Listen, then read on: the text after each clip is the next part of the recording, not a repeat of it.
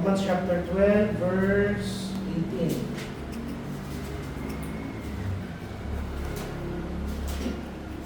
Charles, pwede mo bang basahin sa Tagalog? Wala po akong kayo. Wala akong spoon na. English na lang yun. Romans.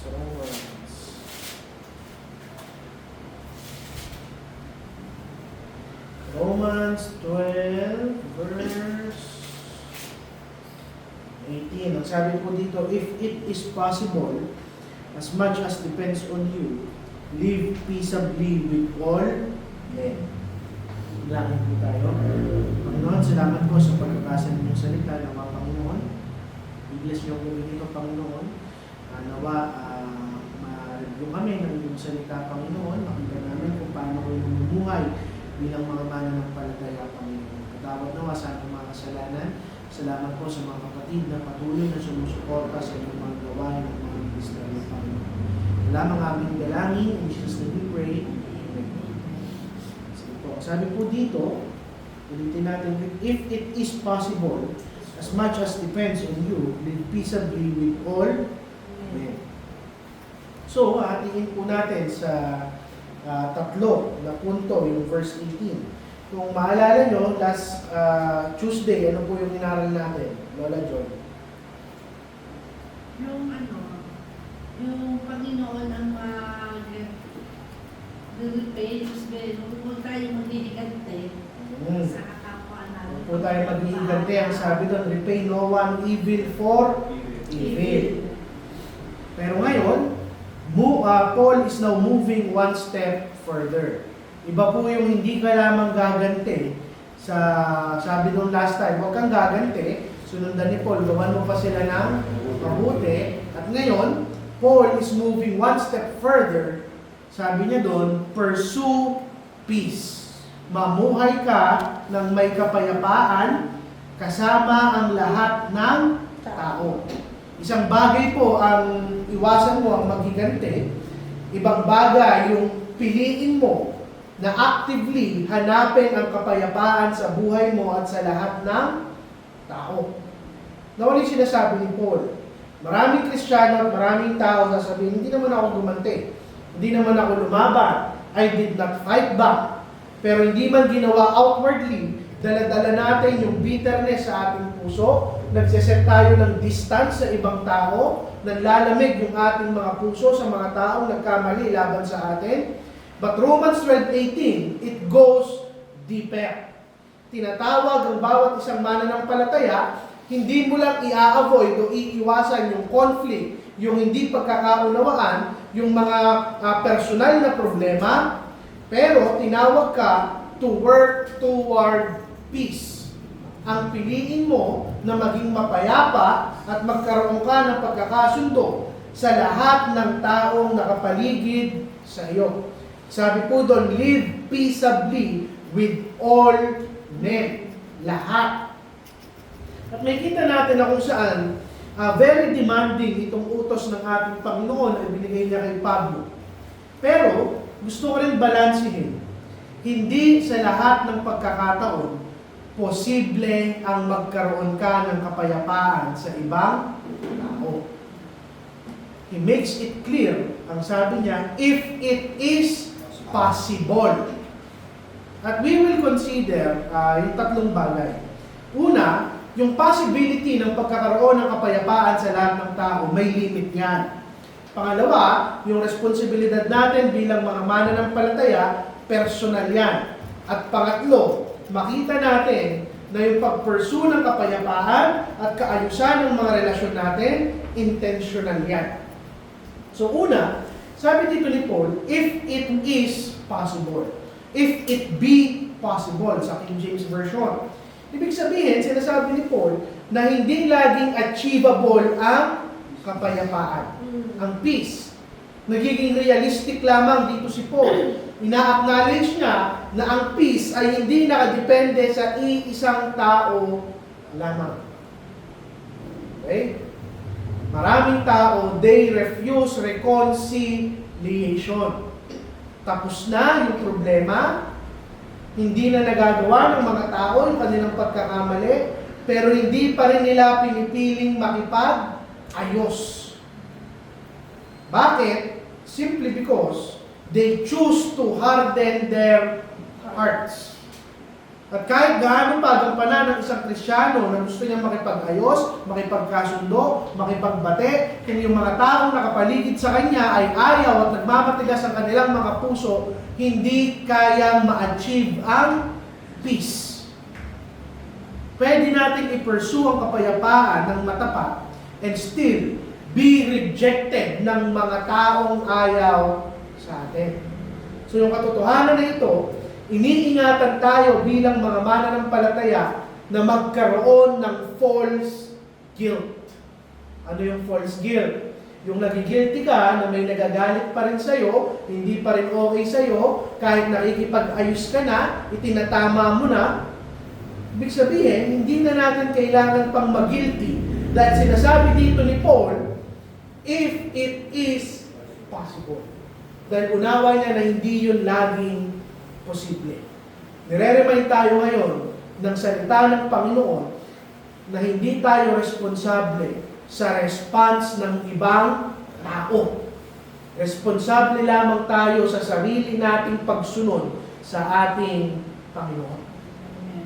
Pangalawang bagay na mas malalim, kung bakit hindi laging posible ang kapayapaan, sa tingin mo, Lori, bakit? Una, yung pananaw mo bilang isang tao. Kasi hindi mo ma-achieve ang mga bagay-bagay na kapag hindi kayo magkapareha ng layunin sa buhay, paniniwala, kaya talaga hindi nagkakaroon ng kapayapaan. Pero para sa akin, para magkaroon talaga ng kapayapaan, peace, yung i-accept mo yung bagay na kahit mahirap, kahit hindi dapat, i-accept mo, saka mo lang mauulamaan sa uli na ito pala ang dapat para magkaroon ka ng kapayapaan. Actually po, hindi po yung pananaw natin bilang tao. Hindi maa-achieve ang peace. Dahil hindi laging maa-achieve ang peace. Dahil hindi natin pwedeng isakripisyo, hindi yung pananaw mo bilang tao, pero yung katotohanan ng salita ng ating Panginoon. Bilang mga Kristiyano, hindi po yung pananaw natin ang pinaka-importante, kung hindi ang katotohanan ng salita ng Panginoon. Ibig sabihin, kung i-achieve mo yung peace at ang isasakripisyo mo at ikokompromiso mo ay yung pagtindig mo sa salita ng ating Panginoon, in these cases, hindi natin hahanapin at i-pursue ang peace. Peace must not come at the expense ng kabanalan. Hindi pwedeng magkaroon ng kapayapaan at the expense ng kapalit ng ating kabanalan. Say for example, si Lola Joy, pupunta ka sa labas. Yung mga barkada mo, isasama ka. Para magkaroon ka ng kapayapaan sa kanila, sasabihin nila sa'yo, gumimik tayo, magbar tayo, uminom tayo. Kung hindi ka sasama sa kanila, magagalit sila sa'yo, magtatampo sila sa'yo, aawayin ka nila. Kailangan mo bang isakripisyo ang katotohanan ng salita ng Panginoon at kabanalan to be at peace with them? Hindi. Kaya sabi dito ni Paul, if it be possible, the believer is not called to pursue peace at any cost. Katulad ng pag-ibig, katulad ng justice, katulad ng pagtulong, lahat yan within the boundary ng kagustuhan ng ating Panginoon. Makita natin sa salitang if it be possible. Because sometimes, yung conflict between us and other people, it will persist para i-reveal ng Panginoon yung mas malalalim na issue sa mga taong involved. Sometimes, conflicts persist dahil dyan i-expose ng Panginoon yung ating sariling mga puso. Pride, unrighteousness, rebellion, unwillingness na mag-submit sa katotohanan ng salita ng ating Panginoon. And in such cases, hindi ka agad o agarang maa-achieve ang salitang peace. But the believer, ang utos sa atin, we must always respond rightly. at hindi man natin ma-achieve ang peace, hindi mo pwedeng iwanan yung nakaraan nating pinag-aralan sa verse 17. Repay no one evil for evil. Gawa nila tayo ng masama, chismis man nila tayo, siraan man nila tayo, so what? Now, ang punto lang dito ni Paul, kung bakit niya sinabi, if it is possible, if it be possible, kung posible, huwag mong i-mistake yung refusal ng isang taong makipag-ayos na bilang pagkakamali mo bilang isang Kristiyano. Pangalawa, sabi doon, sa King James Version, as much as lieth in you. Sa Bible ko po dito, as much as it depends on you.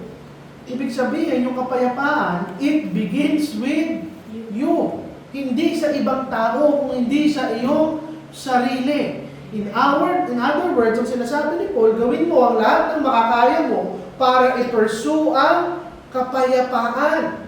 Hindi mo kailangang antayin yung isang tao o yung ibang tao na sila yung mag-initiate ng first move. Hindi mo pwedeng i-excuse yung sarili mo dahil ginagawa nila to, dahil ito yung ugali nila, dahil ito yung behavior nila. I-excuse ko yung sarili ko na hindi ko pipiliting makipag-ayos. Dahil ang Panginoon, sinasabi na ang bawat isang mananampalataya, accountable ka sa sarili mong response. Pangalawa, pinupunto lang dito ni Paul na meron tayong personal na responsibilidad at hindi niyan pwedeng pagtakpan ang ating mga sarili. We cannot make any excuses. Hindi mo pwedeng sabihin sila yung nagsimula. Hindi natin pwedeng sabihin ang hirap nilang pakisamahan. Hindi mo pwedeng sabihin yung klase ng taong yan, hindi naman yan deserving ng peace na i-offer ko sa kanya. Tinatanggal ng scripture yung lahat ng excuses natin bilang isang tao. Nung sinabi dito ni Paul na as much as it depends on you, ano ang sinasabi dyan? Hindi dito tinatanong ano yung ginawa nila sa'yo. Ang tanong sa'yo ni Paul at ng ating Panginoon, ano ngayon ang iyong gagawin? Ang isang believer na patuloy na sinasanctify ng ating Panginoon, they don't blame other people. Hindi natin pwedeng sabihin na nagkamali sila sa atin kaya tayo bitter, kaya tayo galit, kaya ayaw natin magpatawad o makipag-ayos. Dahil ang usapan natin dito at ng ating Panginoon, it depends on us. God is telling us, take ownership ng sarili mong puso, ng sarili mong pag-uugali, ng sarili mong pananalita, at mga ginagawa mo sa iyong buhay. Hindi man natin kayang kontrolin yung ginagawa ng ibang tao sa atin, but we have the ability to control our own response. At pinapakita sa atin dito, peace requires humility and effort. Pag sinabi dito ni Paul, to live peaceably, to pursue peace, it means, as hard as it is, tayo yung mag-i-initiate ng tinatawag natin reconciliation. Ano ibig sabihin ng reconciliation sa Tagalog? Pakikipag-ayos, pakikipagkasundo, pakikipagbati. Tayo yung mag-a-admit ng pagkakamali kung kinakailangan. Tayo yung unang magpapatawad. Papakumbaba. At tayo yung magtatanggal ng ating mga pride. At hindi ito madaling gawin because this requires humility and spiritual maturity. Ano yung punto? If we are waiting for others to change before we pursue peace, we are not pursuing peace. Sabi dito, we must take responsibility sa ating mga sarili. At panghuli, sabi dito ni Paul, live peaceably with all men. Kung bakit ito kailangan iutos ni Paul, dahil kailangan itong i-practice ng mga mananampalataya. Pag sinabi niyang live peaceably, mamuhay ng may kapayapaan. Matutong makipag-ayos. Bakit live yung ginamit na salita? Dahil hindi ito one-time act na isang beses mo lang gagawin. Kaya yung sinabi ni Paul na live, ipamuhay, lifestyle ng pagkakaroon o pagpupursue ng kapayapaan sa ating buhay at sa mga taong nakapaligid sa atin. This is a daily commitment. And peace does not happen by accident. Dahil yung natural na response ng tao kapag may nanakit sa kanya, inaral natin sa verse 17 ang lumaban, ang bumante, ang ipagtanggol ang kanyang sarili. It must be cultivated. Maging maingat tayo sa pananalita, kontrolin natin ang ating mga emosyon, at maging thoughtful tayo sa lahat ng desisyon na ating ginagawa. At yung mas mahirap gawin dito, madali sana kung sinabi dito ni Paul, live peaceably with your brethren. O live peaceably with your church. Pero in-extend niya beyond the church. Ang sabi niya, live peaceably with all men. Pag sinabing all men, lahat. Kapwa mo mananampalataya, mga difficult na tao sa buhay mo, mga unbeliever, kahit pa yung mga taong nananakit sa iyo. Because as Christians, we are called to become peacemakers sa lahat ng area ng ating buhay. At kung bakit? Because peace reflects the character of Christ. Ano ang tawag sa ating Panginoong Jesucristo? The Prince of Peace. And when we pursue peace, nire-reflect lang natin yung nature ng ating Panginoong Jesucristo. At ito yung katotohanan. Huwag kang magulat kapag yung tao hindi marunong makipagkasundo. Kung walang kapayapaan sa buhay niya. Alam niyo kung bakit? Ang ibig sabihin lang nun, he or she is not at peace with Christ. Yun yung katotohanan.